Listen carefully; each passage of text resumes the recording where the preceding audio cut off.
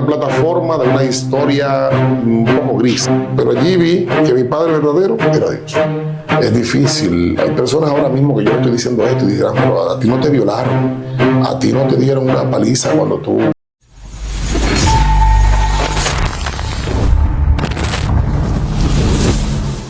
Bienvenidos a Negocios y Bendición. Estamos en un capítulo más de historias de bendición, fe y familia. Aquí nos encanta hablar de la historia a través de los años de una persona que siempre vamos en busca del éxito. Así que suscríbanse, compartan, activen esa campanita y déjenos sus comentarios. Como siempre, nos encanta decir que este es el podcast más orgánico que usted puede encontrar en el YouTube, en el Internet. Aproveche este contenido y hoy nos encontramos con otro joven talentoso, un hombre de familia, trabajador, que a través de los años ha acuñado muchos éxitos. Así que con nosotros, Tomás Berroa. Gracias. ¿Cómo te encuentras, Tomás? Por la entrevista. No, yo digo que demasiado bien y en peligro de estar mejor. O sea, que vamos... Me gustó esa. Estamos bien y en peligro de seguir mejorando. Así mismo. Sí, ese es el gran peligro que tengo ahora mismo, mejorar todavía más. Qué bueno escuchar eso iniciando este capítulo. Me da mucha alegría y poder escuchar un poco de tu historia. Muchos verán esta entrevista y dirán, no, pero eso se conocen desde mucho tiempo, son hermanos de la comunidad, de la iglesia. Sí. Pero en realidad hay mucha gente que no te conoce. Sí. No conoce tu historia. Y aquí nos encanta hablar de historias de éxito. Y la historia... Hay muchas veces que no queremos cosas contarlas porque son las partes, como dicen, las partes gris, las que no hacen sufrir mucho, las que uno tropieza. Pero al final eso tiene una enseñanza. Y es la parte de nosotros llegar a ser exitosos. Porque el éxito no se puede medir en cantidad, ni en dinero, sino la vivencia de la vida. Así que Tomás, cuéntanos un poco de dónde viene tu niñez. Muy interesante lo que planteas, sobre todo porque... Yo no me siento ser esa persona que ya ha llegado donde quería. No, realmente no. Yo tenía propósitos mucho más altos incluso de aquellos a los que he llegado. Y es como acabas tú de decir. Eso viene sobre una plataforma de una historia un poco gris. O sea, episodios que pasan, pero esos episodios son los que nos han llevado a lo que somos hoy. Exactamente. Y comienza desde niño, por eso te dije, háblame de tu niñez, porque la gente cree que la etapa de niño no es importante, pero es la vital. Sí, fíjate, yo tuve la gracia de nacer en una familia humilde, al mismo tiempo sufrir en pleno seno familiar, sufrir la ruptura del matrimonio de mis padres. Eso me lleva a criarme con abuelos y tíos. Abuelos y tíos que, con todo y lo regañadientes que fue mi historia, por no criarme con mi papá y mi mamá, pero fueron quienes me inculcaron la fe y quienes me llevaron ciertamente por un camino que hoy agradezco. Entonces no fuiste de los niños que malcriaron los abuelos. Bueno, no. Yo tenía las dos cualidades que se da en un buen criador. Yo tenía lo que siempre aparece es que la abuela era la que malcría a los nietos, sí. No, porque mi abuelo era demasiado dulce con nosotros. Conmigo, sobre todo, era muy... Conmigo y con un par de primos que también nos criamos en la casa. No fui solamente yo. Hubieron un par de primos que también nos criamos juntos ahí. Pero mi abuela era un azote. Mi abuela no era fácil. Y mi tía ni decir. Patuta en Constitución. Exactamente. Yo tenía que irme por la derechita. No vaya a hacer cosas, ¿sabes? Entonces, de esa niñez medio dura, porque me tocó muy fuerte, tengo que decirlo, nace el deseo de superación. Yo creo que en cierta manera, como te decía ahorita, no he llegado a donde quería, pero sí he llegado muy alto para las condiciones que yo... Que te criaste. No, para las condiciones que yo tuve, o sea, las oportunidades que tuve. Porque venir y superarse para un hijo de un rico no es lo mismo que venir y superarse para uno de nosotros. Claro, nosotros disfrutamos más del éxito, cuando lo alcanzamos, más que ellos, porque ya ellos nacieron con todo, pero en cierta manera yo tuve que luchar también con cosas, con precariedades que eran un poco especiales. Y entonces granjearme en medio de todo eso, más con el ambiente del barrio. Eso te iba a preguntar. Sí. Estamos hablando de ¿cómo se llama el sector? Simón Bolívar. Simón Bolívar. Sí. Eso es la frontera de todos los barrios. Exacto. Fíjate que ahora hay una naturaleza económica diferente a aquellos tiempos. Recuérdate que en aquellos tiempos la precariedad, o sea, la economía no era como la de ahora. Ahora cualquiera tiene un carro, cualquiera tiene una casa. En aquel entonces, claro, era más fácil conseguir una casa, pero conseguir incluso con qué montarse en un motor era difícil. Sí, sí. Yo recuerdo que en esos tiempos que se ponía malo lo llevaban era en litera, como dicen por ahí, al hospital. Corriendo. A pie, un grupo de vecinos, porque no había dónde montarse. Y eran tiempos difíciles. Pero de allí nace, vuelvo y repito, el ímpetu de yo empezar a hacer algo por salir adelante. Sí, y no solamente hacer algo por salir adelante, ese ambiente tan hostil, Sí. de tigueraje, de prostitución, de drogadicción, Sí. cómo criarte con tus abuelos, tú no dejarte, digamos, en cierta forma corromper. ¿Cómo tus abuelos lucharon con eso y tú también en esa etapa? Bueno, comencé diciéndole que yo tuve la gracia, y esa es la palabra que le doy, gracia. Pues, Dios pensó en eso para mí y creo que fue su mejor regalo para mí. Porque justamente en la familia que me puso no había lugar a que yo tuviese esa osadía de meterme en esos ambientes. Cuando ya esos chamaquitos que lamentablemente fracasaron, que son mis amigos de infancia, algunos de los que tengo a veces la pena de ver, los pocos que están vivos, porque muchos de ellos se han ido a la tumba y otros están medio indigentes por ahí. Cuando esos muchachos todavía estaban en la calle a deshoras, yo a las 9 tenía que estar acostado en mi casa. Y el hecho de que me levantaran a las 6 de la mañana para yo primero, antes de ir a la escuela, cargar agua para que se bañe la gente de mi casa, eso era un ejercicio que merecía la burla en ese momento de mis amiguitos, pero que luego me mereció a mí, pues, me trajo una enseñanza que me duró para toda la vida.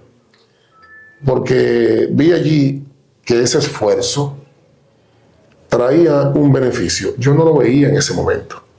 Yo no lo veía. Pero traía un beneficio. Yo crecí más saludable que todos ellos. Cuando ya teníamos edad de basquetbol y baloncesto y deporte, yo era más capaz y diestro de todos ellos. Me metía incluso a boxear. Y los que se burlaban de mí, pues tenían que hacer mucho más ejercicio que yo para alcanzar el nivel de destreza que tenía yo en un ring. Y todo eso fue porque yo tenía que acostarme temprano y levantarme temprano. Y no solamente eso, llenar los tanques de agua de mi casa en la mañana y en la tarde antes de llegar a mi tío del trabajo. ¡Wow! Esa era mi tarea.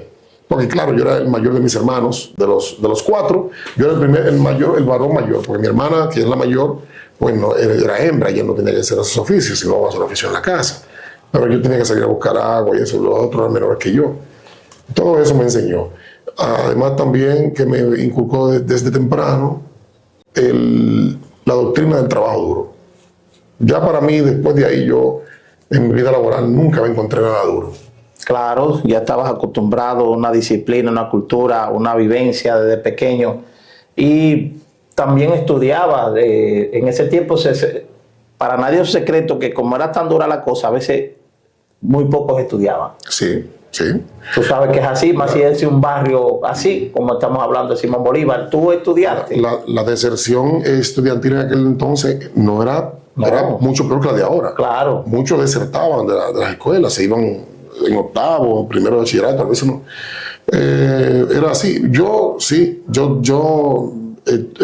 vi desde temprano en mi vida, yo fui en cierta manera un autopujante del estudio.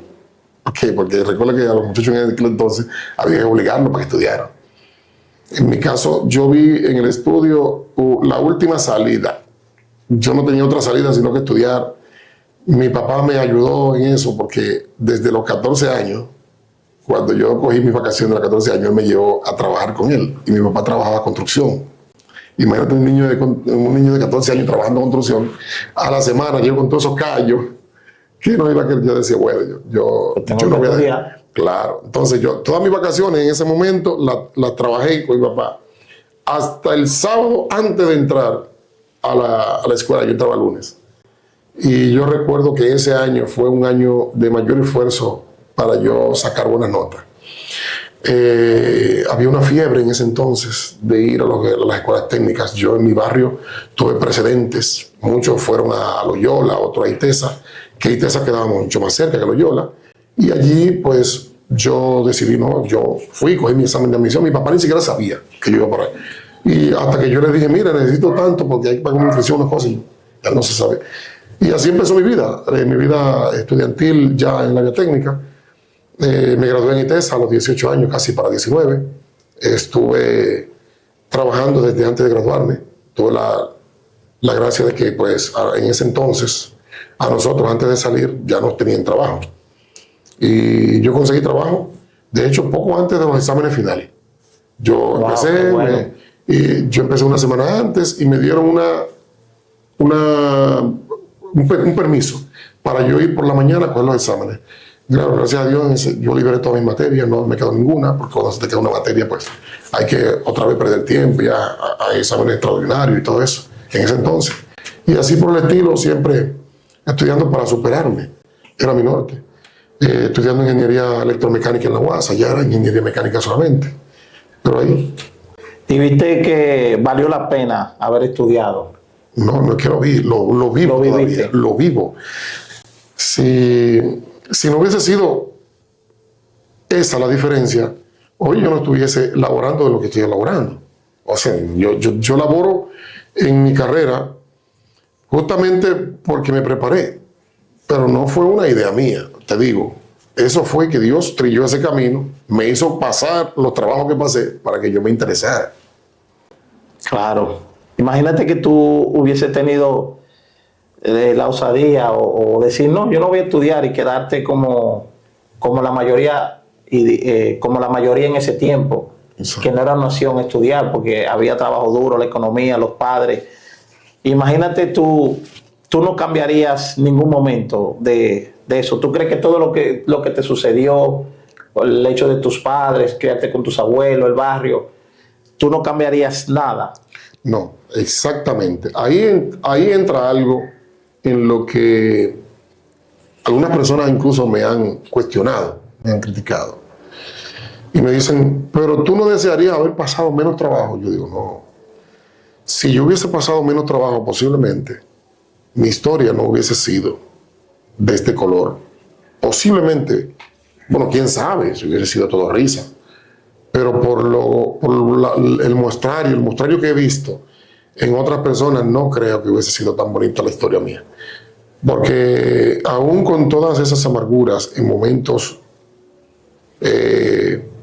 cada una de esas amarguras me trajo una enseñanza, cada una.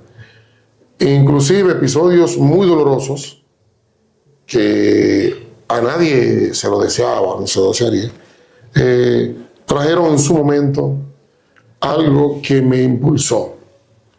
Y por eso yo he aprendido a dar gracias por cada cosa negativa que no trasciende más allá de la vida. O sea, cada cosa que me pasó, pero que no me quitó un brazo, no me quitó la cabeza, sino que simplemente quedó en la mente. Tú sabes que este podcast se llama Negocios y Bendición. Y tú tocabas al principio una parte muy importante de cada uno de los entrevistados que han estado en esta plataforma y que no solamente nos centramos en los estudios o la parte de negocio, que tú dices que estás trabajando en lo que estudiaste y siempre te has preparado. Tú decías algo de la parte de Dios, que tuviste la gracia de criarte en un ambiente con tus abuelos que eran gente de fe. Entonces, vamos a entrar a esa parte ahora de la bendición. Dios ha sido para ti en tu vida, ¿qué ha sido? Mi padre, Mi padre. Después del hecho de tu padre haber fallecido, ¿tú sentiste que había sido tu padre? No, antes. Antes de ahí, claro, porque fíjate qué sucede. ¿Cuándo fueron para mí más necesarios mis padres? Fueron más necesarios en mi infancia y no estuvieron. Ya cuando yo empiezo pues a tener ya un roce más directo con mis padres, después de que ya yo soy una persona adulta, autosuficiente, pero no solamente autosuficiente, sino con una carga de responsabilidad, porque yo procreé con mi esposa 7 hijos, de los cuales me sobreviven 6. Y yo con 6 hijos, pues tuve la dicha, mi mamá vino después de retirada de donde vivía, de la isla de Curazao, a venir a vivir aquí al país otra vez. Y vino en malas condiciones de salud. Yo nunca guardé odio hacia mi padre, nunca, sino que más bien no sentía esa necesidad de estar en medio de ellos.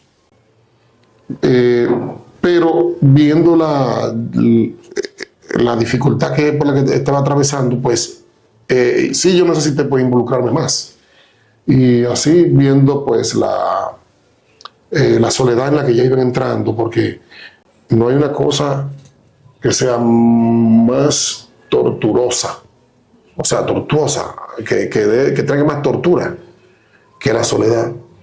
Allí entonces empecé a hacerme cargo, primero de la compañía, o sea, de hacerle más compañía a mi mamá, quien en ese momento me atravesaba un problema de salud mayor. Porque mi papá yo lo veía casi todas las semanas, vivíamos cerca. Y empecé pues a hacerme un poco cargo de mi mamá para que ella sintiese más la compañía. Y ella que tenía una pensioncita, bueno, una pensioncita de nada, también carecía de muchas cosas. Entonces empezamos a ver la manera de involucrarme con ella. Allí yo vi que la verdadera realidad mía es que mis padres no fueron creados para yo tener amor de ellos, sino para yo darle amor a ellos. Entonces, ¿quién realmente fue mi padre? Que esa fue tu pregunta. Mi padre fue Dios. El amor de Dios fue el que sustituyó el amor de mis padres. Porque en cada episodio de mi vida, como te digo, que pasé muchos episodios amargos, y por eso soy así como soy con mis hijos. Yo soy de los padres atípicos, que yo no vivo quitándole problemas a mis hijos encima, no. Los lleno de consejos, hablo con ellos en todo lo que puedo, trato de evitarles o de prohibirles cosas que ellos, que yo sé que no le convienen, no solamente a ellos, sino a ningún joven, pero al final lo que prima es su discernimiento. Amén. Porque esté yo o no esté, si ellos van a hacer algo, lo van a hacer. Entonces, yo no le quito a mis hijos el sufrimiento. Así mismo Dios no me lo quitó. Dios me hizo atravesar el sufrimiento para que yo aprendiera. Y ya al final yo pude entenderlo. Y yo nunca le guardé rencor a mis padres biológicos, nunca. Y por eso te digo, yo le dispensé amor a ellos. Y el cuidado que en mi niñez yo no sentí de ellos, porque ellos se divorciaron, pues cada cual por su lado. Y yo me quedé con mis abuelos y mis tíos. Pero allí vi que mi padre verdadero era Dios. Amén. Toma, salud, porque hay que brindar por esa palabra que tú nos has dicho, de que Dios ha sido una parte fundamental de tu vida. Y creo que es bueno escuchar esto, ver toda esa primera parte que estuvimos hablando de tu niñez, y de todo lo que has pasado en tu vida al criarte con tus abuelos, la separación de tus padres, el regreso de ellos acá, y ver de que Dios ha sido una parte fundamental de tu vida, es digno de felicitar y un ejemplo a seguir. Entonces, cuéntanos un poquito más sobre esta parte de la bendición en tu vida a este momento. A este momento, ¿quién es Tomás? Bueno, yo soy Tomás, simplemente como dirá Tito Nieves en su salsa, un tipo común. Yo soy un hombre casado hace 30 años, ya cumplimos 30 años ahora. Mi esposa y yo, parece que fue ahorita. Va a cumplir 30 años este próximo año. 6 hijos que Dios me permitió pues criar, uno que se llevó al cielo. Tengo el trabajo que yo cuando era adolescente deseé tener. Realmente soy independiente, o sea, tengo mi propia empresa. Me dedico a un área a una rama, a una pequeña rama de mi carrera que tiene que ver con la construcción mecánica, reconstrucción de equipos y también el mantenimiento rutinario. O sea, nosotros hacemos de todo lo que hay que hacer para las máquinas. ¿Equipos industriales o personales? Industriales, Sí. de naves industriales y eso. Exacto. Ensamblamos naves, hacemos el mantenimiento, o sea, reconstruir una máquina, reparar, darle ajustes, todo. Tengo un equipo de trabajo que son pocos jóvenes, son pocas personas, no somos muchos, apenas somos 8 personas en total junto conmigo. Pero es un equipo selecto que en ocasiones en su uso, claro, tengo que implementar o usar los servicios de terceros o de personas temporeros, pero normalmente nosotros 8 somos los que hacemos frente a eso. Y eso es esto más. Yo simplemente me dedico a trabajar con el fin de algún día pues retirarme. Ya no es de algún día echar para adelante, yo no quiero echar para adelante. Pues yo gracias a Dios nunca he tenido, yo sí una vez la tuve, yo tuve el deseo de ser rico.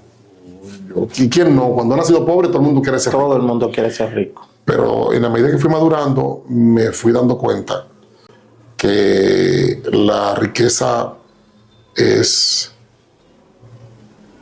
La riqueza es algo ficticio, porque el dinero va y viene, y por más bienes que acumulemos no vamos a llevar nada de aquí.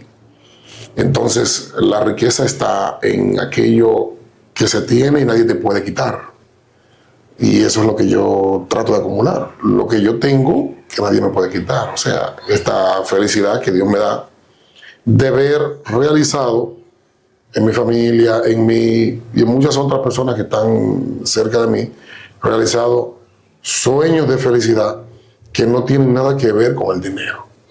Sí, y creo que muy atinado, de verdad que sí, porque tú has pasado por momentos de mucha precariedad y de mucha abundancia y de mucha precariedad. Exacto. Y de mucha abundancia. Ah, también, porque tú conoces cosas que el público no sabe. Yo, joven, bastante chamaquito, empecé a tener una holgura económica atípica. O sea, yo comencé a ser de los que podía comprar un vehículo rápido. En ese entonces, recuérdate que te dije, el que tenía un carro en el barrio era un dios. Lo que tenían carro eran 2 personas y eran carros de concho. Sí. El carro propio, así, de andar, nadie tenía. Y yo tuve la oportunidad, no es que lo compré en ese momento, pero sí tuve la oportunidad de hacerlo. Y no lo hice. O sea, pero porque no lo necesitaba. Y andaba en carro de amigos míos de la universidad y eso. Pero esa holgura económica me fue pasando a un estado de desinterés de la superación. Y Dios permitió que poquito tiempo después, entonces, empezaran a haber situaciones en mi vida, complicaciones, no de dinero, sino complicaciones que desencadenan allí. Ya luego, cuando ya yo tengo familia, tengo mis hijos pequeños, llega el cáncer de mi mamá, que fue la primera etapa ya de mi debacle económico. El cáncer de mi mamá empezó como algo, pues, salud de mi mamá, pero yo tenía que sacar tiempo, casi la mitad de mi tiempo laboral, para ir a hacer las diligencias, de ir a llevarla al hospital, repartir el tiempo con mi hermana, que ya comenzó a venir de Romana para Bonao, a cuidarla también. Y todo eso fue en detrimento económico. Pero nada de eso me quitaba la tranquilidad. Y en ese trecho de tiempo llega también la enfermedad de mi papá, que mi papá era pues ese ser que yo veía como algo, bueno, ¿cómo decirlo así? Mi papá para mí era el Superman, porque mi viejo se enfermaba, siempre estaba bien. Yo de vez en cuando salía con mi papá por ahí a rututear, que le gustaba mucho el son, salía a bailar, y me gustaba verlo bailar. Entonces, a veces le caía a los sitios donde él estaba por verlo. O sea, yo disfrutaba ver a mi papá disfrutando. Y ver que de un repente, pues, ya no puede salir de noche. Mi papá sufrió un derrame pleural en el pulmón derecho. Le dijeron que ya no le podía dar ni gripe. Poco tiempo después, un par de años después, le dijeron ya usted no puede trabajar. Es decir, fueron etapas difíciles. Y ahí, en todo ese tiempo vinieron 10 años de precariedad rampante. Yo con niños pequeños llegué a un punto en el que prácticamente vivía del auxilio a veces de amigos y de familiares. Y allí, en medio de esa dificultad, yo teniendo pues capacidad de trabajo y de producir, pero sin la suerte de que me llegaran contratos ni nada de eso, es que simplemente vi que Dios por algo lo permitía todo. Y cuando yo entonces bajé tranquilo y me desinteresé ya de esa situación, me empecé a desinteresarme. Hice como el sinvergüenza. Bueno, ya, yo no tengo con qué pagar, no tengo con qué nada. Al menos yo todos los días veo que mis hijos comen, todavía tenemos un techo donde vivir y todo eso. Allí, en medio de esa derrota, vamos a decir así, entonces empiezan a surgir cosas. Algunas personas que siempre habían sido mis amigos y familiares empiezan a visitarme y a decirme, mira, pero tú puedes hacer tal cosa, y a darme ideas. Pero hubo alguien que me dio una idea, y ese alguien pues me dice, pero vuelve de nuevo a tu carrera. Yo había abrazado la informática, pues yo tenía conocimiento de informática, había abrazado la informática como medio de vida, y como no tenía pues un capital para yo trabajar en el ambiente electromecánico, pues, porque en ese entonces sí surgía eso, de tener su capital, pues allí me estaba abandonado en el mundo de la informática, y ahí decidí, pues, escuchando a este muchacho, probar de nuevo. Vamos, y en medio de todo eso, él un día me pide que yo le dé un apoyo con algo, un proyecto que él tenía, y me agradó mucho porque me puso otra vez a funcionar en el conocimiento que tenía de esas áreas. Y vi que para mí era algo muy simple, y la ayuda que le di fue bastante puntual, y ahí empezó a interesarme otra vez el volver. Bueno, el público no sabe, pero fueron 14 años dejando la mecánica y la electricidad industrial para dedicarme solamente a la informática. A la informática. Wow. Entonces, después de 14 años volver y comenzar a tener éxito en las cosas que iban incursionando, ayudándolo a él como, de hecho, ahí era ingeniero civil, no sabía nada de esto, pero estaba consiguiendo contratos de esa naturaleza. Mira, y tú has dicho algo fundamental, y que bueno que lo escuchen. Lo que te pasó a ti, digamos, lo pienso yo así, quizás tú me dirás si estoy equivocado. Tú te desentendiste de tu propósito por lo que tú viniste al mundo. Así, digamos que fue. Digamos así. Porque eso era lo que... Tú mencionabas algo. Me fui a hacer informática, pero no era lo mío. No era lo mío. No era lo tuyo. Tenía conocimiento. Claro. Pero cuando tú vuelves y te llevas del consejo del amigo, que te dice, oye, ¿por qué tú no vuelves a tus inicios? A ver si te va bien. Cuando tú ves que en realidad ese era tu propósito, o lo que tú realmente te apasiona, porque todo te sale natural. Exacto. Te sale bien, todo sale te natural. florece. Cuando tú estás trabajando en algo que tú lo haces por hacerlo, no vienen las bendiciones. Él me decía, y de hecho me decía, mira, yo ni siquiera sé cómo comenzar a hacer un dibujo de una correa o algo. Una máquina. Yo no me sé la simbología, no me sé nada. Yo digo, no, pero eso es sencillo, ven, vamos a hacerlo. Y tú tenías 10 años que no le ponías la mano a eso. 14. 14 años. Que ya me había retirado de eso. Y yo digo, no, pero vamos a hacerlo. Y allí empiezan a hacer otra vez. A eso que tú le llamas alejarse de su propósito, el maestro José Ravicini, que fue mi profesor en ITESA, y fue alguien legendario, es alguien legendario en ITESA, que hoy el taller lleva su nombre.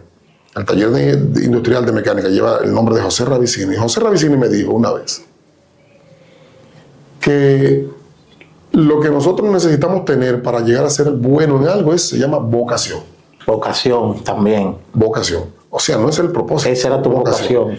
Entonces yo creo que mi vocación siempre fue ser mecánico industrial. De hecho, yo cuando había hecho cursos de informática desde los 12 años, mi papá me dio esa oportunidad. Porque mi papá siempre, aunque no me crié con él, pero todo el tiempo me dio la oportunidad de estudiar. Todo el tiempo. En todo lo que yo emprendía de asuntos de estudio, yo hice muchos cursos de informática. Y cuando empezó el auge de las escuelas técnicas por allá, que los muchachos se iban yo siempre le eché el ojo a esa carrera. Me interesaba. Yo veía a los muchachos que eran predecesores antes que yo, que estaban antes que yo, que yo iba a sus casas ahí en el vecindario, lo veía haciendo esos dibujos y esas cosas. Y te llamaba la atención. Me llamaba la atención. Te confiaba. Exacto. Ver a veces algunas piececitas que ellos llevaban a la casa, que yo habían hecho, la ponían en una vitrina o en una repisa. Y yo decía, eso era sembrando en ti la semilla de esa vocación. Así es. Entonces, hacer cosas que tuvieran un resultado productivo era lo que a mí me llamaba. Yo creo que yo no hubiese dado nunca para periodista ni para abogado. Y me perdonan los abogados, periodistas. Claro, cada quien tiene su vocación. Que mi vocación era hacer máquinas o cosas que trajesen un resultado, que hicieran un producto. O sea, que se sumaran a la producción, a la fabricación de algo.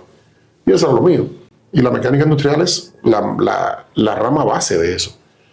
O sea, las máquinas son las que hacen posible que podamos industrializar y que la cantidad de seres humanos que vemos ahora mismo aquí tengamos alimentos, tengamos agua, tengamos ropa, tengamos electricidad, luz, todo eso. Las máquinas son las que producen todo eso. Entonces allí mi pasión por las máquinas siempre fue natural. Sí, y por eso volviste otra vez a la abundancia. Bueno, yo no le diría abundancia. Yo estoy en una etapa en la que mi economía me da tranquilidad para poder no preocuparme por asuntos de dinero, gracias a Dios. O sea, surgen siempre, como siempre, nos surgen mucho dinero. A veces llegan aprietos porque llegan compromisos que yo no esperaba, pero aparece de dónde sacar. Y al tener una fuente de producción bastante acaudalada a veces, de vez en cuando, porque no siempre llegan buenos contratos, no siempre llegan, a veces sí. Entonces, eso me da la locura de poder, si se necesita, pues tomar una línea de crédito, tomar lo que sea, y se salda rápido. Ya, por ejemplo, lo que yo estoy haciendo ahora mismo es basar mi economía en poner el ingreso que yo tengo a producir. Ya para finalizar, estas preguntas no se quedan nunca. Y escuchando todo el cronograma de tu historia de bendición, de negocio. A tu salud, hermano. Amén. Una última cosa. Nos gustaría saber ¿qué tú crees que ha sido la clave de que tú hoy estés aquí con los pies sobre la tierra? ¿Qué te funcionó a ti? ¿Cuál fue, digamos, yo no me gusta decir que la parte mágica o lo esencial, sino Tomás, ¿qué descubrió en su vida que fue lo vital para llegar al momento de ahora? La clave simplemente fue Dios. O sea, el arquitecto de todo eso fue Dios. Cuando te dije en la primera parte de esta entrevista que me di cuenta que yo no estaba en este mundo para yo ser un niño mimado ni nada, sino para yo, en cierta manera, poner mi espíritu al servicio de la gente que me rodea y sobre todo mis padres, ¿verdad? Yo me di cuenta que quién era mi padre, quién había trillado todo el camino por donde yo... Fue Dios. Entonces, el arquitecto de todo eso fue Dios. No me cabe duda. No hay protagonismo de Tomás. Yo no. Yo soy un actor secundario en esta novela en donde yo funjo como protagonista. Amén. Gracias. Todo al final tenemos que caer en ese punto. Otros no lo quieren admitir, pero en su momento ellos van a tener que entender que Dios es el arquitecto de nuestra vida. Así es. Y palabras finales para los jóvenes, adultos en este momento, ya para finalizar, y gracias por toda esta palabra. Una palabra final, un consejo. Sí, no me gusta mucho dar consejos, si tú supieras. Yo soy bien reservado en eso, pero si voy a comenzarlo como comienzan las cartas aquellas que emiten las empresas cuando alguien las solicita, a quien pueda interesar. Lo que creo es que lo mejor que pueden hacer es aceptar todo aquello que en su historia tuvo cabida o que sucedió. Yo sé que en algunas partes es difícil. Hay personas ahora mismo que yo le estoy diciendo esto y dirán, pero a ti no te violaron, a ti no te dieron una paliza cuando tú ibas al colegio, un grupo de vándalos, a ti no te mocharon un brazo. Me cuestionarán allí. Pero si estás hoy vivo, si hoy estás vivo, si hoy todavía conservas tu cabeza sobre los hombros y puedes mirar al cielo, agradecer a Dios, porque cuando miras para atrás en la fila es mucho más larga para otros. Sí, claro que sí. Es difícil a veces asimilar que mi historia pues es la que Dios pensó para mí. A veces es difícil, pero creo que la clave de todo está en agradecer aquello, poco o mucho, que tengamos. Amén. Suscríbanse, compartan, dejen sus comentarios de una historia más de bendición, de negocio y bendición.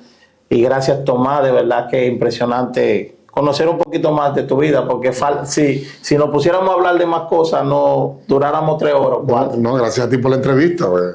Sí, no me lo esperaba. Cuando me llamaste, me dijiste, mira, te voy a entrevistar. Bueno, yo me asusté. Digo, pero no, bien, gracias. No, gracias a ti y te veremos otro capítulo, tranquilo, que hay tiempo para más. Así será. Gracias a ti, Tomás.